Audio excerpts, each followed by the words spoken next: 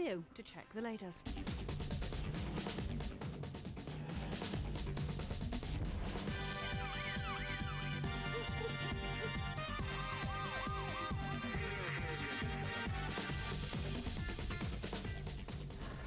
Welcome back. Boy, have the calls been coming in tonight. Our first case was the murder of Clive Enkel, here with his 90-year-old dad, Louis.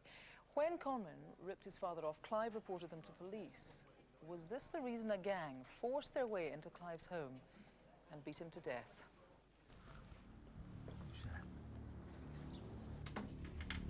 Hi, mate. Do your trees cut down?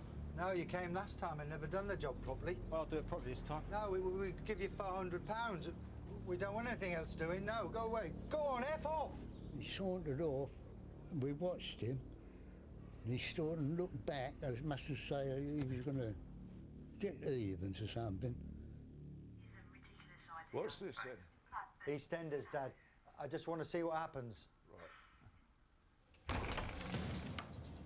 Oh, God. Phone the police, Dad. DI Anne Cameron's here with our team tonight. How have the calls been for you? We've had a wealth of phone Have calls, yes, especially with regards to the EFIT. And we've even had a couple of callers ring up to give the same name on the EFIT, so I'm really grateful for that. And please keep the calls coming in. In addition, but I would also like some calls, please, specifically with regards to bogus callers, which would be using a white flatbed vehicle, and also with regards to the silver BMW, if anybody actually saw that on the 25th of September last year. Can you remind us, Anne, of the date that all this activity was taking place? Yes, the actual burglary and the assault took place on the 25th of September in 2008.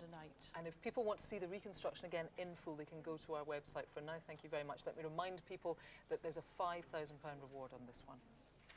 Some good stuff coming in on the CCTV. First off, the Surrey Electrical wholesale burglaries. We've had 4 calls and 2 people have given the same name for one of these offenders. Then the Exeter jewellery thieves. This is the couple that were stealing high-value jewellery from up and down the country. We've had 2 names exactly the same for the woman and 1 for the guy. And then the London bus GBH. 4 callers have given exactly the same name for one of the offenders and 3 have given exactly the same name for one of the others. Great result. Now, just over 6 years ago this month, while Sally Ann Baxter Smith and her children lay sleeping, someone set fire to their home.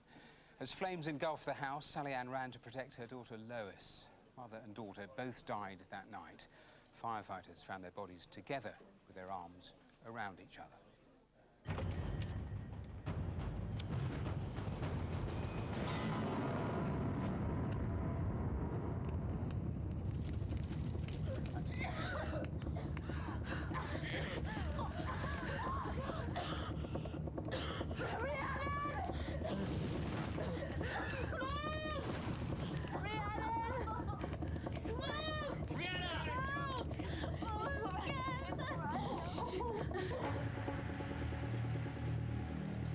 And I had to go and tell my sister that she'd survived and they hadn't. Which is one of the hardest things I ever had to do. Well, with me here is DCI Trevor Bowles. Trevor, what's come in tonight? We've had several calls, Matthew. We've had 1 call offering a name, and we've also been able to trace 1 further witness who was at the scene in Beach Road on that night in September. He was there that night? Yes, indeed. And you're convinced, aren't you, that locally someone knows who actually did this? I'm absolutely convinced that the person who is responsible for this hideous act came from Eastbourne and had a very detailed knowledge of the area. And I'm absolutely certain there's somebody out there who knows who did it. Please call. Trevor, good luck. Kirsty. Now, last year, a gang of armed robbers forced their way into a house in North London. The owners, who were about to have their first baby, were terrified. But the ordeal was about to become a good deal worse as the expectant mother was marched upstairs and she was raped. She was 7 months pregnant. What do you want? What do you want? Shut up! Shut up! Get down! I immediately thought I should call the police. So I went to the phone and tried to dial the number and hide.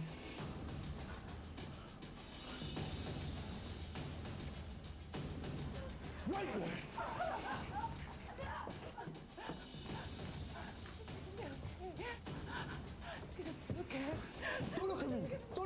I just remember telling him I was pregnant and begging him not to hurt me. So close to having my first child and just not wanting anything to go wrong. Well, DI Rob Pack, the phones have been busy tonight. Have they been busy for you? We've had a number of very useful phone calls. What I would like is more phone calls, if possible, actually naming the suspects. I firmly believe that someone out there knows who's responsible for this, and I'd urge them to contact us. OK, let's take a look at some CCTV footage of men you want to trace. Tell me about what we're seeing. This is CCTV taken from the Seven Sisters Road sometime before the offence. There's two gentlemen in that photo, and one there, one crossing the road on another camera. If you are those people, or if you know those people, obviously we're very keen to trace you.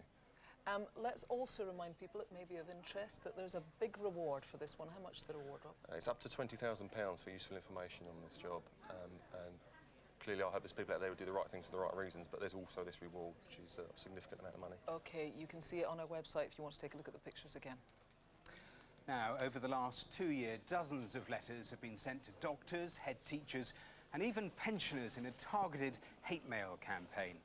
The racially abusive letters contain sexually explicit and offensive language and drawings, and detectives believe that the handiwork of one person who may well live in the Portsmouth and Isle of Wight area.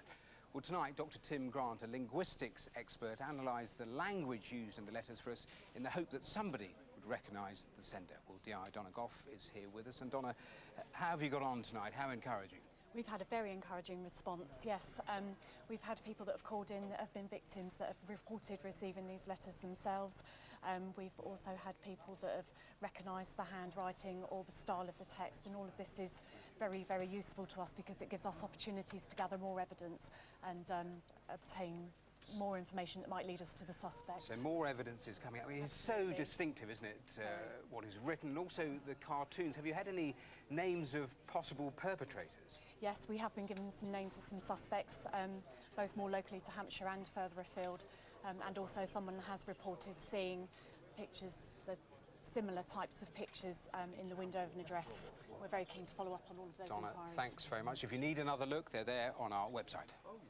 Quick update on the faces now. Ben Smith wanted for attempted murder after a victim was attacked with a bottle. 14 calls, 3 sightings in the same area. Also, a good response on this guy, number 4, which was Michael Farrell. We've had 5 calls on him, 2 sightings in the same place. He's wanted for burglary, firearms, manslaughter and arson, and the police are very excited about that. Thanks, Rav. All of tonight's cases are on our website. Do take a look, bbc.co.uk/crimewatch. If you've been a victim of crime, you can call the victim support line 0845 30 3900. Crimewatch is going to be back on Wednesday, the 28th of October.